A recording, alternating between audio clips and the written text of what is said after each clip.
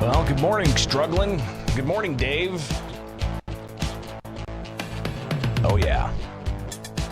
It's my Friday today, by the way. Programming note, not going to be on tomorrow, Friday, or Monday. Of course, that's Christmas. But you also got Tuesday. I believe I'm taking that off as well. Of course, I'll do any kind of update on the status of the gun and magazine ban, especially with the case still pending with Stephen McGlynn in the Southern District of Illinois. Good morning to Need Bruce, Donald, Hazel Eyes, Dave, Tom, another Dave. Good morning to all. And all fellow bishopers. That's interesting. I haven't heard that one yet. But yeah, I appreciate you guys being here. Hopefully we can get these buffering kinks out. And hold on a second. I gotta answer this real quick. Hey, yo, brother, I'm getting ready to do this show live on YouTube and Facebook and Twitter. So actually, I'm live right now. So I'll call you back a little bit later on. All right. All right, cool. Actually, what's up? Merry Christmas, Happy Holidays. A lot to get to. We'll kind of review some advice that various people within the Second Amendment community have about whether to register or not, or what you should do. We'll review some of the rules that are in place for the January 1st registry deadline, and also the status of ongoing litigation, not just in Illinois, but across the country. Big case out of California, a lot of you are probably familiar with. We'll take a look at that as well. Also, we'll dabble a little bit into some new laws. And also, what's going on with the migrant crisis, with business groups saying that U.S. Customs and Border Patrol should reopen a rail line. Some of those business groups from Illinois, I chatted with the Illinois Manufacturers Association on that issue, so we'll touch on that as well. So that's just some of what's coming up here with Bishop on Air. So appreciate you guys being here. But we got a lot to get to, so... like, subscribe, follow along. Good morning, Scott, Dimitri, Jerry, Mike. Is that you, Eric? Merry Christmas. Scott, Jason, Bob, Mr. Sneed. Good to have you join us. Dustin, a whole bunch of people pouring into the chat room, so I really do appreciate that. All right, stay tuned. We've got a lot to get to, all right? Bishop on Air.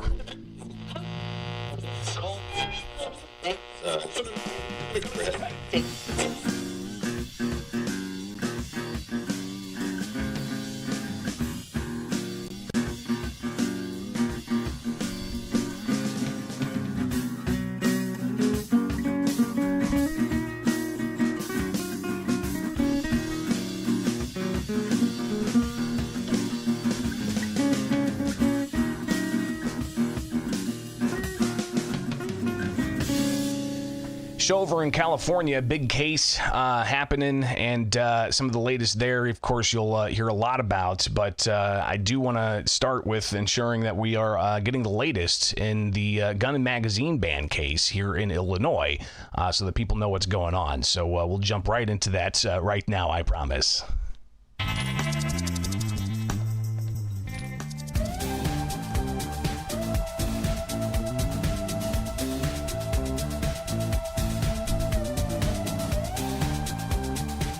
The advice I always give, that is, seek your own legal counsel on that question.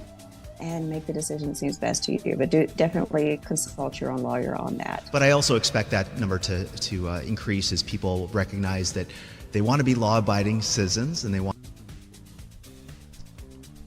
I'll get this right, I promise. Feels like a Monday.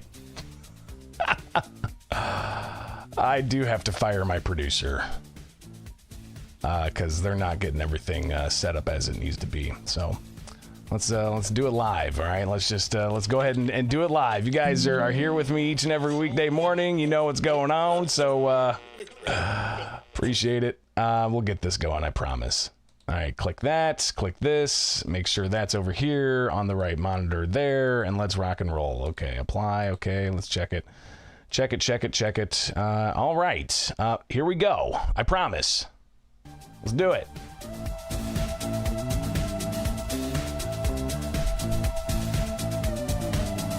Feels like a Tim and Eric episode. Awesome show, great job. If anybody gets a reference of that, you go ahead and give me a thumbs up.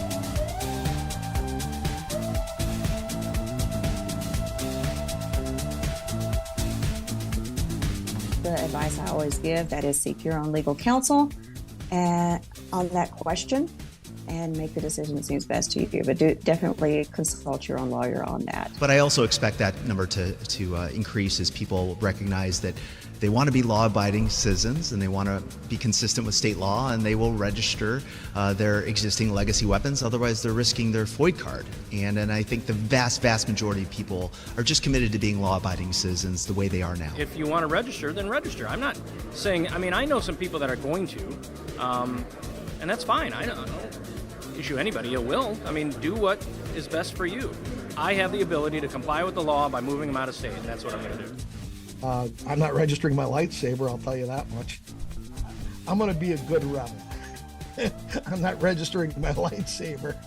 Now, those are just some of the voices in this conversation about the gun ban registry, which is still in place with that January 1st deadline rapidly approaching. And the compliance rate thus far, at least when you compare to the number of FOID card holders, you're looking at 0.35% of total FOID card holders that have actually registered firearms. And let's take a look at those numbers as you can find them on the Illinois State Police website. And again, of 2.4 million, which, interesting, somebody pointed out, this number has not changed for quite some time. Why is that? While this number continues to increase week after week, though not to substantial levels.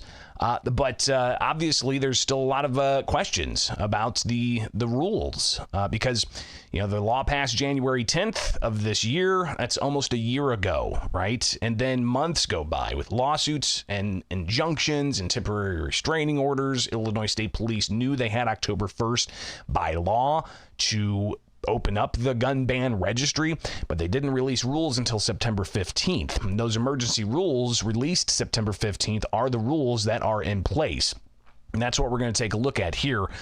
Despite the second notice rules in front of the Joint Committee on Administrative Rules, JCAR did not act on those rules. So the second notice rules are not in place, meaning all of the questions that were had about the initial emergency rules, those questions still lingering, as the second notice rules, the modifications, those were not acted upon, so they're not in place.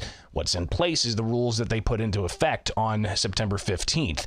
And here's the release from Illinois State Police, and we'll take a look at this again from September 15th when they released those rules. And you can find this on their website, but what it does is it injects all of these different terms and definitions and lists of assault weapons, they say, from the law.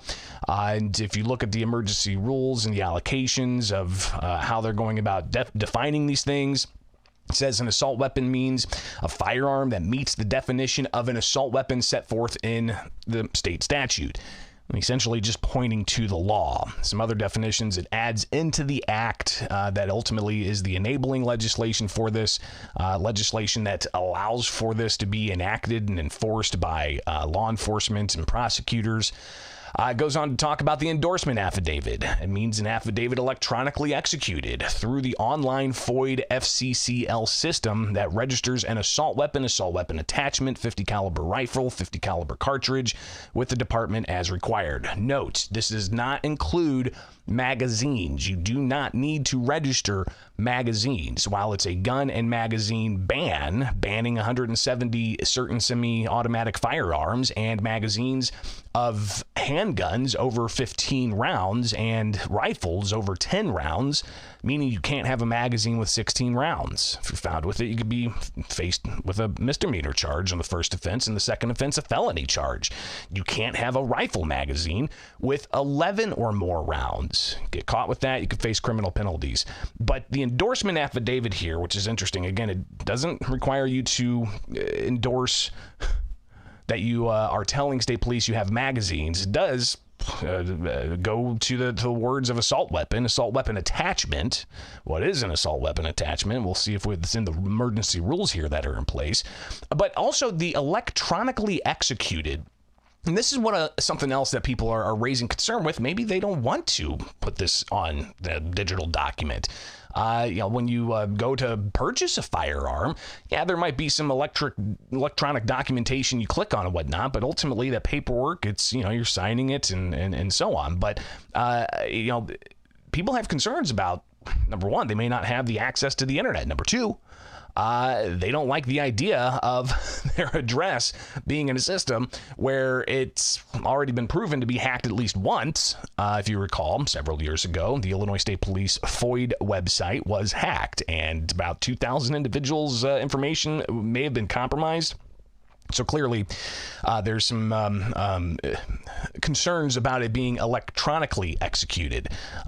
So for those who do want to comply, you have to do it online or go to one of the kiosks around the state, which there's none in Chicago, the largest area when it comes to population. Goes on to define even more terms. And for instance, one thing that's interesting here is the having possessed such items prior to January 10th. What does possession mean? It means a person who possessed one of the prohibited items under the act as a result of the sale or transfer with background checks initiated with the department on or before January 10th. A lot of people concerned about this, especially with what was called Freedom Week, and that's where you had the Southern District judge issue an injunction against the law before it got up to the appeals courts, and that 6-day window, people went out and purchased their firearms of their choice.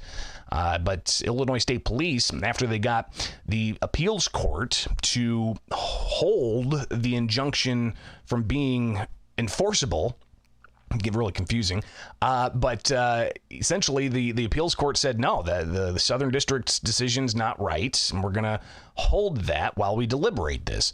And again, the injunction that the Southern District issued only lasted 6 days, but people did indeed purchase that. We talked to a slew of different gun stores that said, they saw some of their heaviest traffic during that time. But state police, through the Attorney General's office, say that those firearms cannot be registered because, they were possessed after the January 10th enactment of the gun ban.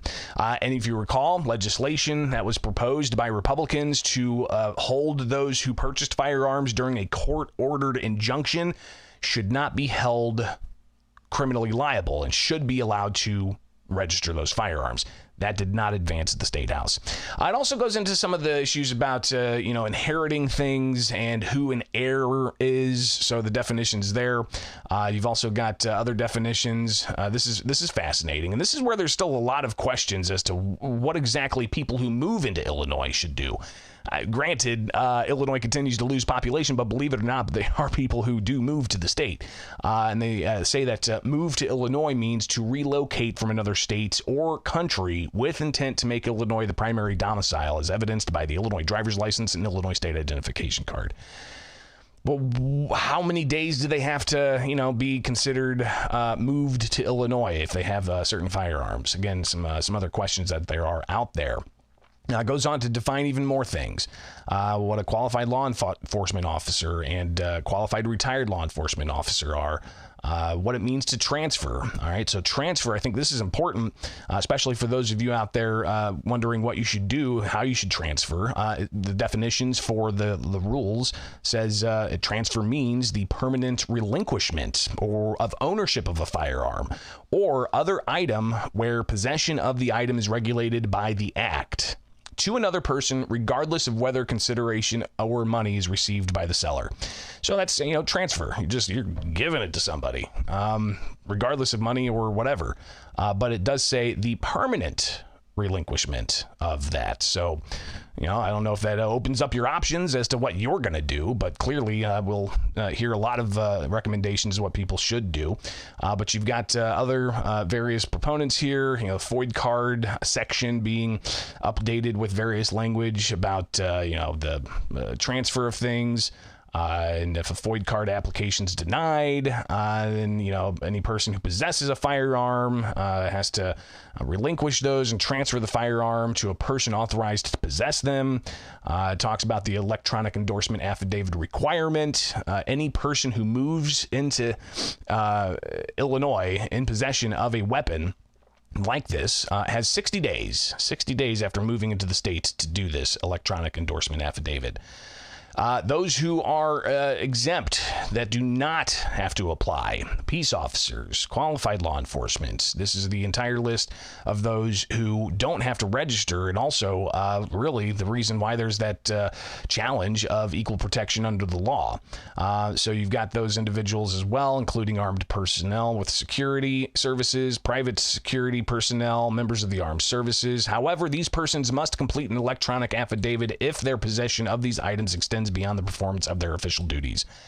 This is one area, too, where January 1st comes around, which is, today's the 21st. You got 10 days or something. Here we are. There's going to be some people who saw the second notice rules that's expanded this a bit to, say that it's optional, I believe. But regardless, those second notice rules, again, not in place. You've got these rules, the emergency rules filed September 15th that are in place.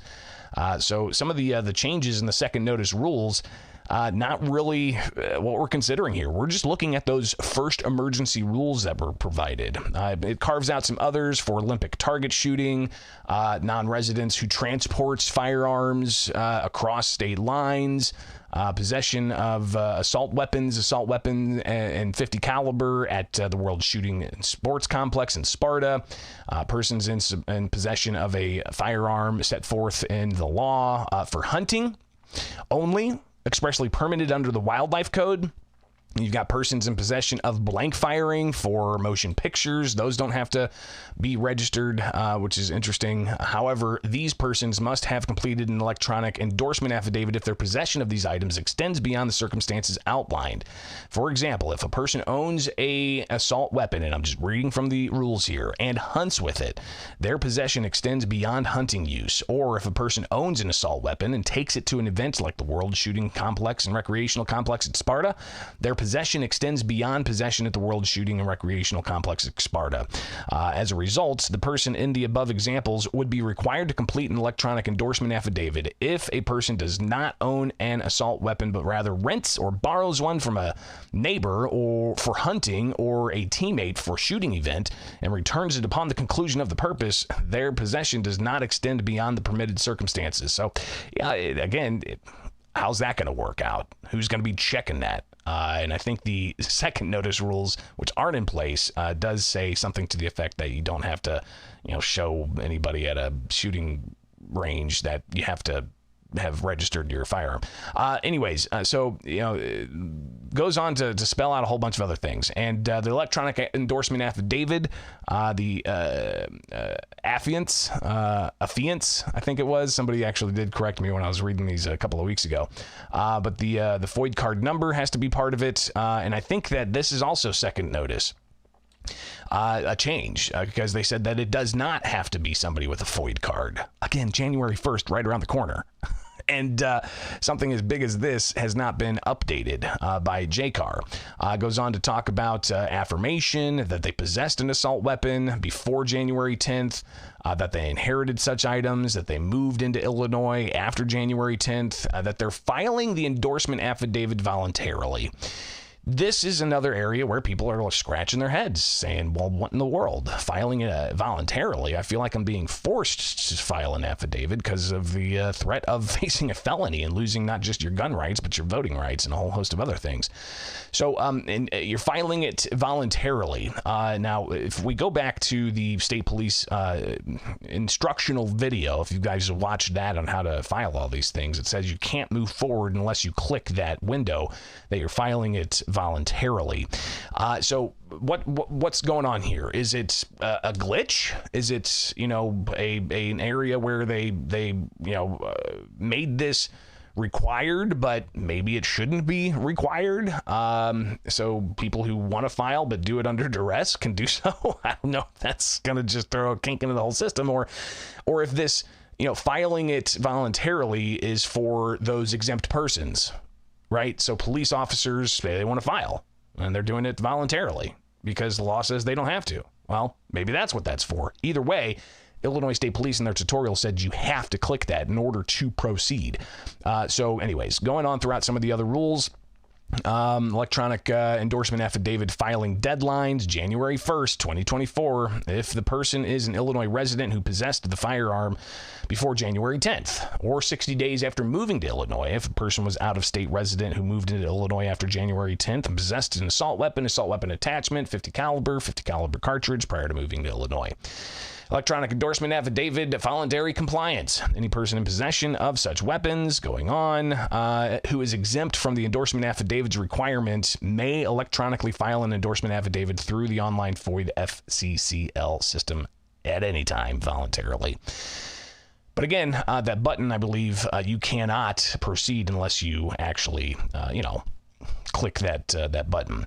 What we're doing here is we're reviewing the emergency rules that are in place. The rules that were filed September 15th, not the rules that were filed on December 6th. Those are the second notice rules, and the Joint Committee on Administrative Rules never actually, moved forward with those. So we're diving into this with, 10 days before the January 1st deadline, just to give you guys a little bit of an overview here. And you can go even further and read all of this and, who's subject to, surrendering firearms, and including the definitions of assault weapons into the rules, transfers of items under the criminal code. You can read about that.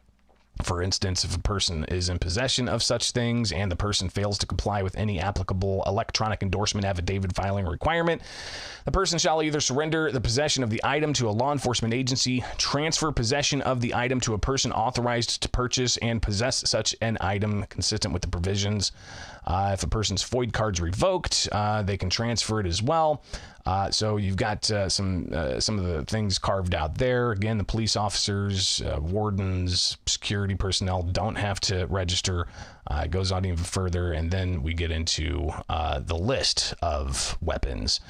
Pistol grip, thumb hole stock, any feature capable of functioning as a protruding grip, folding telescoping lens, flash suppressor, grenade launcher. You've got a shroud. What do they have? There was some language in here that was misspelled, like muzzle brake, for instance, and whether or not they spelled that correctly. And you can go through and search all this and look at it yourself. But still, there's a lot of questions as to what is and is not an attachment. So the weapons and the firearms, all listed there. Different categories, if it's AR type, and it goes on and on and on and on. And then you get to the kicker of this here at the tail end. The list shall be updated annually in rule and will be available and updated regularly on the Illinois State Police website. So the list of firearms that you have to register or face criminal penalties is going to be updated every year, or periodically, regularly updated, it says, by the Illinois State Police on their website. This list shall be updated annually in rule and will be available and updated regularly on the Illinois State Police website. Those are the rules. What are you going to do? Variety of people sounding off on their recommendations on how they think people could possibly move forward. Should you register? Should you not register? When I talked with Hannah Hill from the National Association of Gun Rights, she gave some of her recommendations. The advice I always give, that is seek your own legal counsel on that question and make the decision that seems best to you. But definitely consult your own lawyer on that.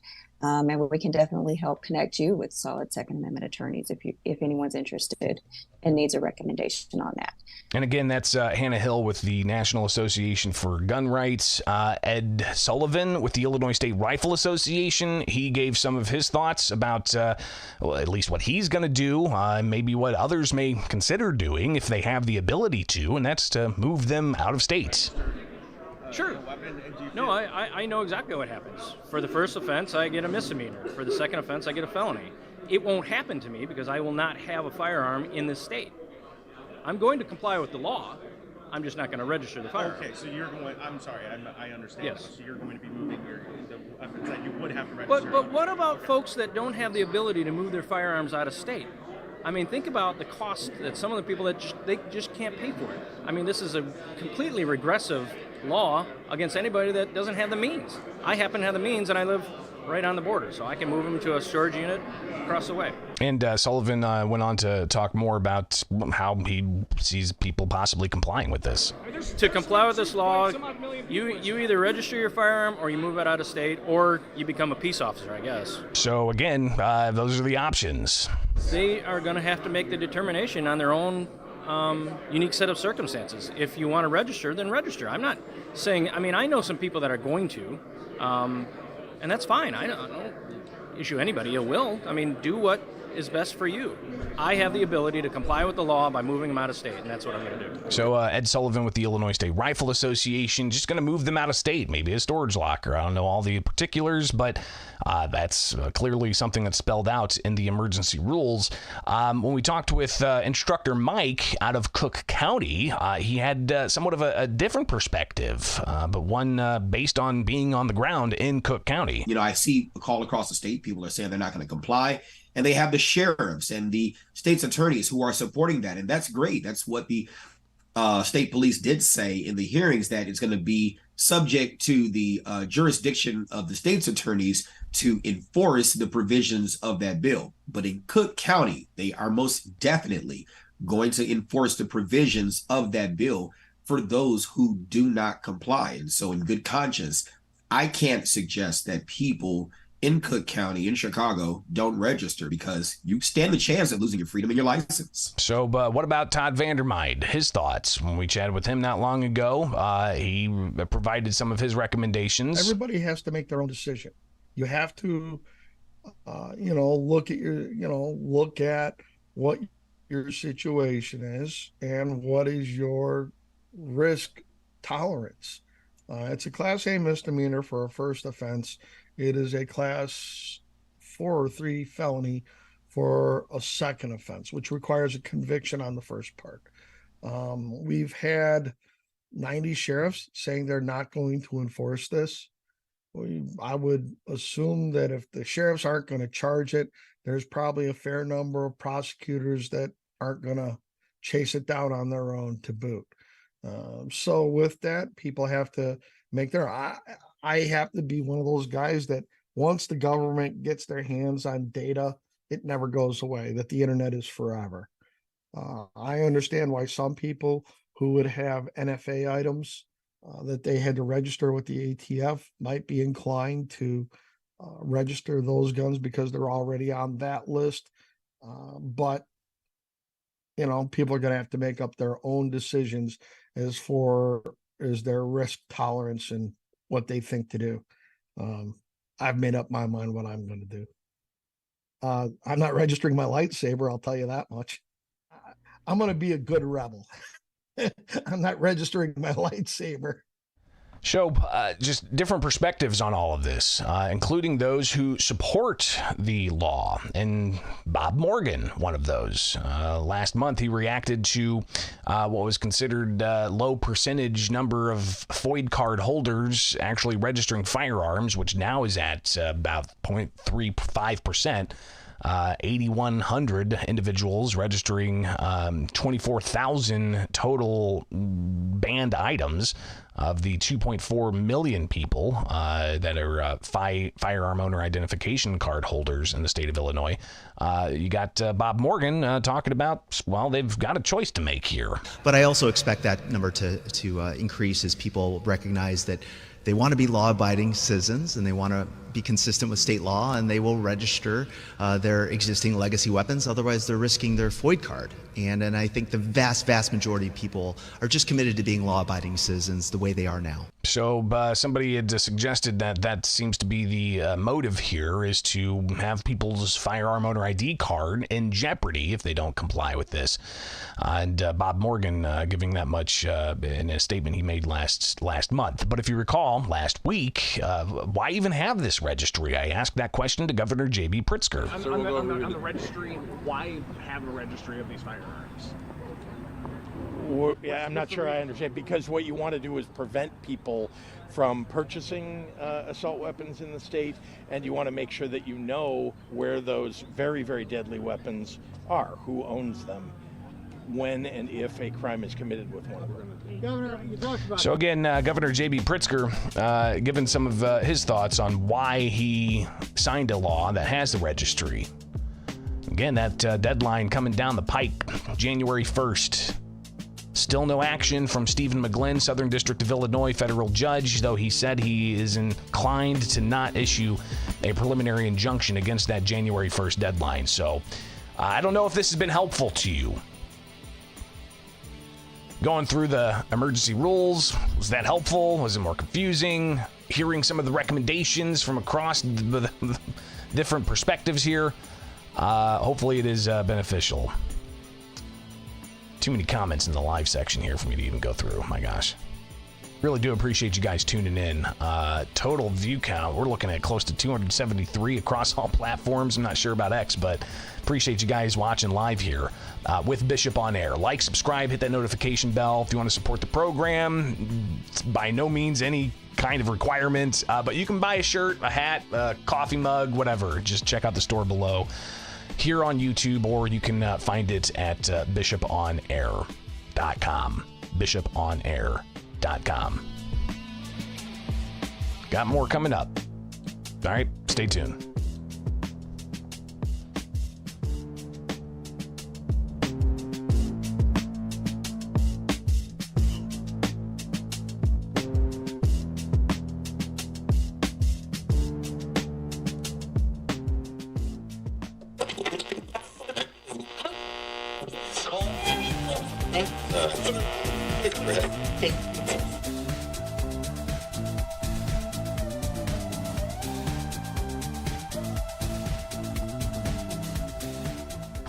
Some of the rejected license plates submitted for approval this year included Eat Butt, Boner, MILFs, Whoop Ass, D's Nuts, Poopsie, and Iowa Sucks. Clever is too generous a word, but they did make me laugh. All right, it's Secretary of State of Illinois, Alexi Janulius, yesterday releasing a video about some of the naughty list of vanity plates in the state of Illinois. If you are not from the state of Illinois and you come through and drive through, you will likely be inundated with an incredible number of vanity license plates. I had a vanity license plate from when I got my first license up to just a few years ago when I got a truck and was like, I got to get a new license altogether. So I just decided to get the random string of numbers for my license plate. But I air that because, well, license plates are one of the things that also are very much part of new laws for the state of Illinois. And there's tons of new laws. State of Illinois legislature, it's a 2-year term. At the start of this year's term, they passed 665 measures to Governor J.B. Pritzker. The governor signing a whole bunch of those. And vetoing only a few. Then legislators came back in the fall session and passed dozens more, which the governor then ultimately signed a whole bunch of those. So you've got just hundreds of bills that, actually thousands of bills that get filed at the Illinois State House. And if you guys don't follow along, hopefully I can kind of somewhat train you as, somebody who can exercise your First Amendment right to free press. Hopefully, you can follow along and see how some of this is tracked. But if you go to ilga.gov, and then you click on bills and resolutions, this will show you, look, Senate bills that were filed since January of this year.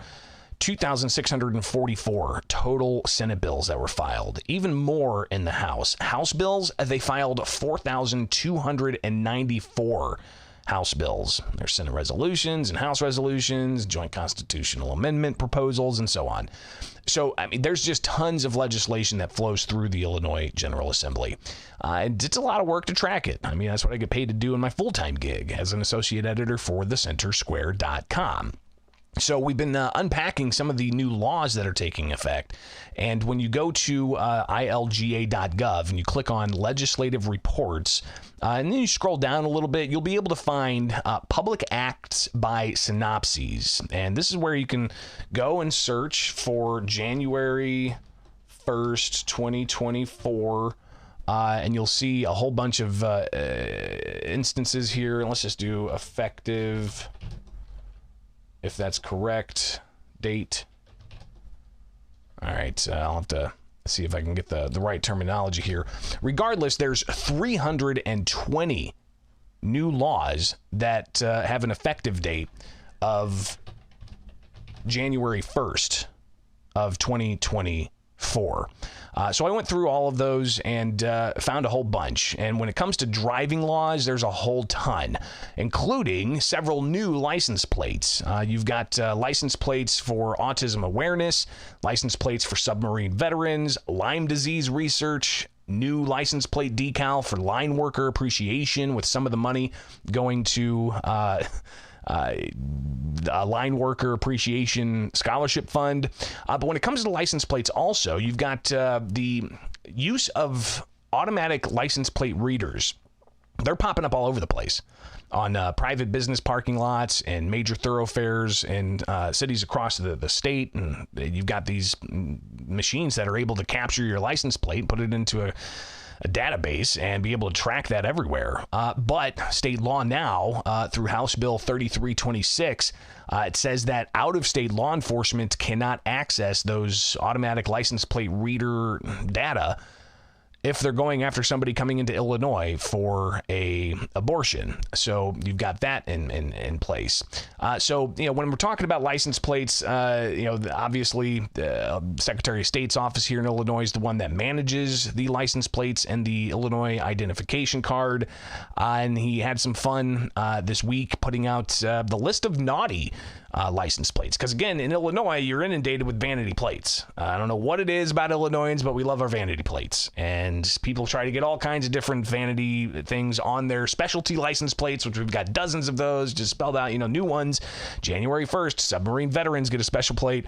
Lyme disease research gets a special plate. Autism gets a special plate. And you can get different things on those, So it's not just a string of numbers. You can make it say, I'm number 1 or whatever. But not everything's going to go onto a plate. Here's Secretary of State Alexi Janulius. Hi, I'm Secretary of State Alexi Janulius. It's fun to spot customized license plates on cars and trucks traveling along Illinois roads. Illinoisans take great pride in choosing their vanity and personalized plates. But while they're often clever and frequently humorous, license plates must meet the standards of good taste and decency, or they make the naughty list. The Secretary of State's office is tasked with keeping an eye out for license plate applications that include lewd, offensive, and even dangerous language. In 2023, more than 54,000 applications for vanity and personalized plates were submitted. Of these, 304 new plate names were added to the permanent naughty list. They were denied because they were deemed too obscene or defamatory by our team, which is well versed in pithy puns, lecherous language, and sneaky swearing. Some of the rejected license plates submitted for approval this year included Eat Butt, Boner, MILFs, Whoop Ass, D's Nuts, Poopsie, and Iowa Sucks. Clever is too generous a word, but they did make me laugh. Now, I don't want to dissuade anyone from opting for a personalized license plate. But just remember, go ahead and make it clever, but please keep it clean to avoid the naughty list. If you're interested in flexing your creative side on a license plate, visit our Pick a Plate page at ilsos.gov. Thank you, and please remember to stay safe out there. All right.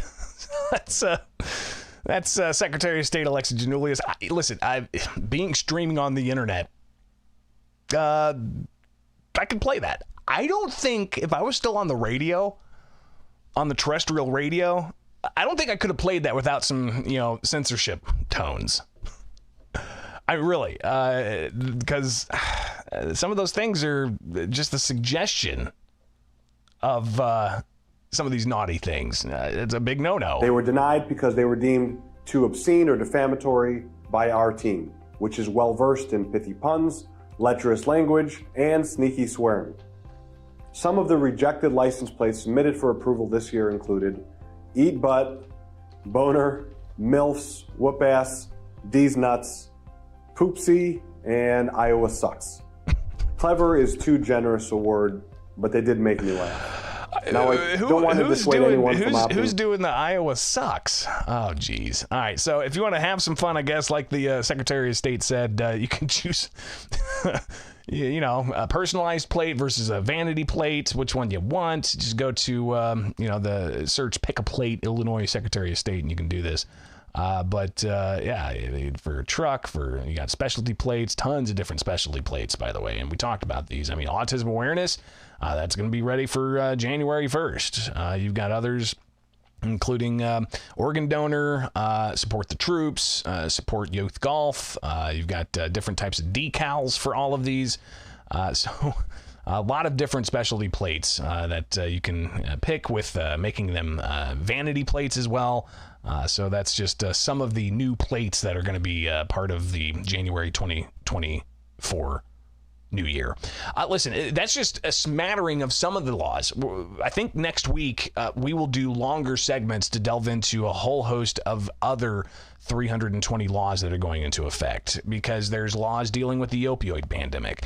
There's laws dealing with the Department of Children and Family Services. There are other laws dealing with driving. There's laws dealing with prisons and criminal justice reform and crime victims and construction. And you're not going to be able to smoke your vape indoors, and a bunch of stuff involving parents, a bunch of stuff involving emergency medical services, a bunch of stuff involving schools, including allowing teachers to lobby during the school days off campus, including measures dealing with landlords, a bunch of regulations there, measures dealing with taxes, giving workers a whole host of different types of paid or unpaid leave, different types of accountability, like going after COVID fraud or making sure that SNAP fraud data is published, measures about animals, like you can't come in contact with a bear.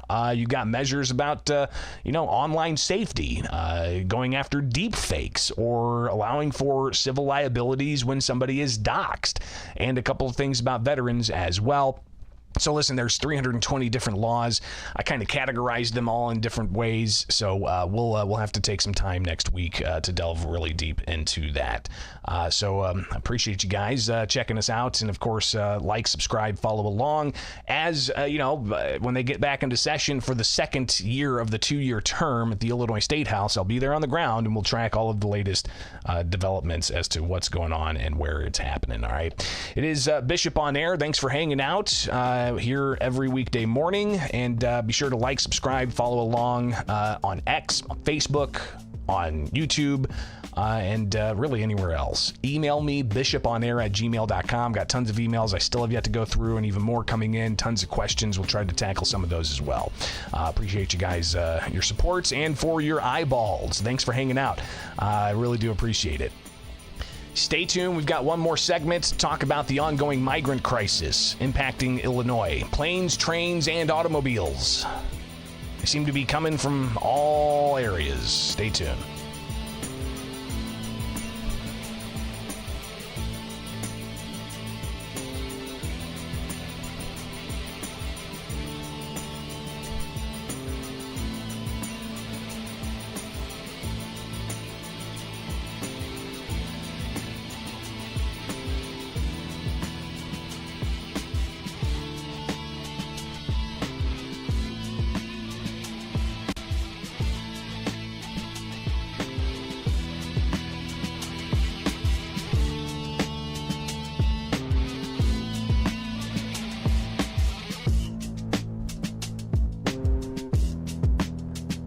Planes, trains, and automobiles, not just a great holiday show, but seems to be all the different modes of transportation that non-citizen migrants crossing the southern U.S. border are taking to get across the country, including here in Illinois to the city of Chicago.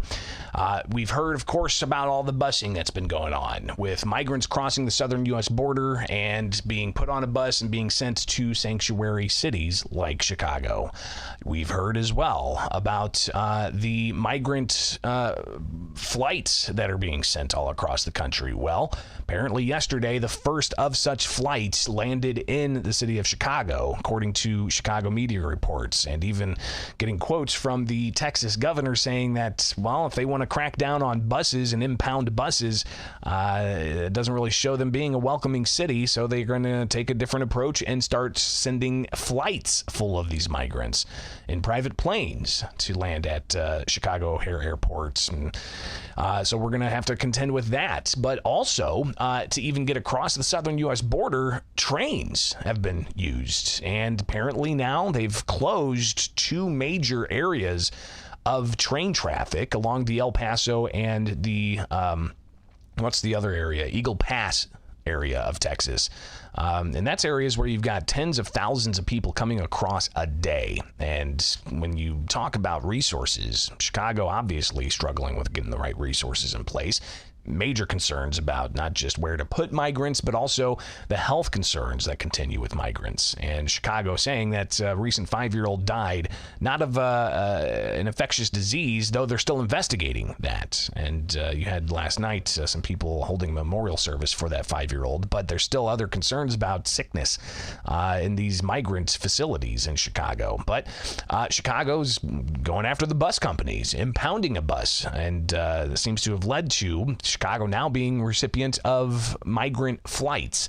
But again, the train situation, if you follow me on X and the work that I do at the Center Square, you can go find this article about the business groups that are looking to ultimately reopen two major rail areas of the southern border. So let's go ahead and check this out, where you've got groups urging for the southern border rail crossing to be open. And this is after the U.S. Customs and Border Patrol temporarily suspended the international rail crossing at Eagle Pass in El Paso, Texas. They announced that on Sunday, and they suspended traffic on Monday. They said it's in order to redirect personnel to assist the U.S. Border Patrol taking migrants into custody. And the quote from the statement said, after observing a recent resurgence of smuggling organizations moving migrants through Mexico via freight trains, CBP is taking additional actions to surge personnel and address this concerning development, including in partnership with the Mexican authorities. So they've shut down that traffic because they have to shift resources around. Well, those resources being shifted to ultimately go after smugglers and to take migrants into custody. That means no traffic on these trainways. So a group of business groups that represents manufacturers and a whole host of others. They put out a letter yesterday to the U.S. Customs and Border Patrol. We're talking organizations from Illinois, like the Illinois Manufacturers Association, the Illinois Retail Merchants Association, and others. And they put out this letter essentially saying that they need this thing reopened. They say that that particular area represents 45% of cross-border traffic, and the economic impacts heading into the Christmas holiday are going to be severe. Well, I chatted with the Illinois Manufacturers Association president, Mark Denzler, and he shared with us some of ultimately what he has concerns about when it comes to the economic consequences here. The United States Customs and Border Protection Agency closed two crossings at Eagle Pass and El Paso in Texas. These are international rail border crossings for Union Pacific and BNSF railroads, where 45% of their rail traffic is transported to and from Mexico. We are asking that the Customs and Border Protection immediately reopen those two areas. We're hopeful full-time, if not, allowing windows where the trains can roll through so we can continue transporting commerce. What happened, Greg, in Border Patrol has said these are really not areas where migrants are moving through, but they need to take the 5 to 6 border Patrol agents at each location and move them elsewhere. And so what that means is that every single day, nearly 100 trains and 10,000 rail cars are being cited right now. They're not accepting new shipment, so it's impacting, beverage, cement, chemicals, electronics, and more. And, we're a couple days before the Christmas holiday, and commerce is sitting still. And, so the IMA and nearly 20 state business organizations from around kind of Illinois running west have asked that Border Patrol open these rail crossings again so the flow of commerce will continue. So Mark Denzler, when I chatted with him yesterday, went into even more about the economic consequence of this being shut down. And while he recognized something needs to be done with the southern U.S. border, if this rail line isn't kept open, there's going to be substantial impacts to the economy, and it's going to send shockwaves through the economy. It certainly will. I mean, Greg, there's beer, for example, that's coming across the border sitting there. And, people want to enjoy a cold, frosty beverage, may not be able to get it. But, certainly you have some products, food products or grain potentially could spoil if it sits there too late. Americans who are looking for consumer products, who are looking to buy that electronic or that automobile may not be able to find it at their store because it's sitting right now. And again, it's these two entry points are nearly half of the rail shipped between the United States and Mexico. And as we know, Mexico is the largest trading partner with the United States. And when you look at Illinois, we're the fifth largest trading state in the United States and by far the largest in the Midwest. And we are a transportation state. We have rail hubs here. So this is having a downward pressure on the intermodal port, for example, where they're unloading here and they're trying to put them on trucks and move them around. Well, if loads aren't coming in, then you have truck drivers that are sitting that don't have anything to do. And so this has a ripple impact on the economy.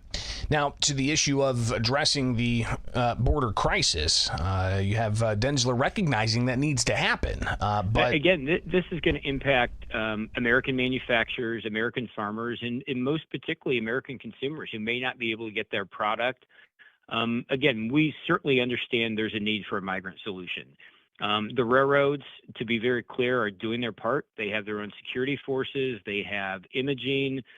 They're willing to step up and provide additional resources to ensure the safety and security at these crossings if need be, and they've offered that to Border or Customs and Border Patrol. So, again, for the flow of commerce, we need to make sure these are open full-time or at a minimum windows where the trains can roll through at certain times. So Mark Denzler with the Illinois Manufacturers Association, just one of several groups that have signed on to this letter to the U.S. Customs and Border Patrol asking that they reopen the rail lines to ensure that goods get to where they need to go. So that's just another issue as we head into the holiday season here that's going to continue to grow and substantially change how things operate. Right? I mean, if that area is closed off for much longer, you got to consider the supply chain issues that are going to develop again and how that's going to impact not just the economy, but for our ability to get crucial goods, consumer electronics, medicines, and so on. But at what cost? So obviously the ongoing migrant issue impacting various sectors, not just the bus traffic in Chicago, the air traffic, and the train traffic as well. So another one of those issues that we'll continue to track. Greatly appreciate everybody tuning in as always. Thank you for being here. Be sure to like, subscribe, follow along on X, on Facebook, on YouTube. If you want to support the show, you can do so by heading over to bishoponair.com and purchase yourself a hat, a shirt, a teddy bear, because teddy bears are more regulated. Where you can get, the logo on a bumper sticker, on a t-shirt, on a hoodie, a bunch of different ways you can do this. So be sure to check out the store at bishoponair.com. All right, greatly appreciate you guys. Again, programming note, off tomorrow. Merry Christmas on Monday. Happy holidays. I'm also off Tuesday. So I'll be back on Wednesday. So Wednesday, we'll review more of the 320 laws We will also go back through some of the frequently asked questions from the Illinois State Police website.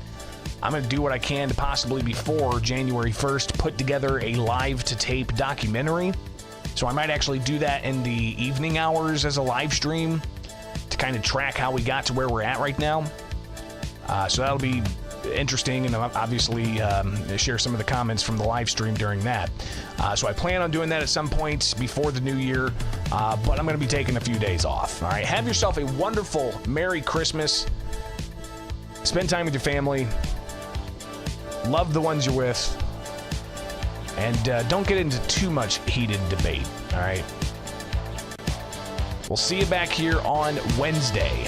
But I will break in and update you on if indeed we have any development from the Southern District of Illinois Federal Court. So I will do a show, even if it's for 5 minutes, just letting you know what some of us expect to happen, and that's for the Gun and Magazine ban January 1st deadline to be sustained, because Judge Stephen McGlenn said he's inclined to not issue an injunction. But I will break in and we'll get you an update. Again, that's why it's important you like, subscribe, and hit that notification bell. But also, follow me on X, follow me on Facebook, and those are some other ways that you can stay plugged in. All right, have a great day. We will see you all on Wednesday.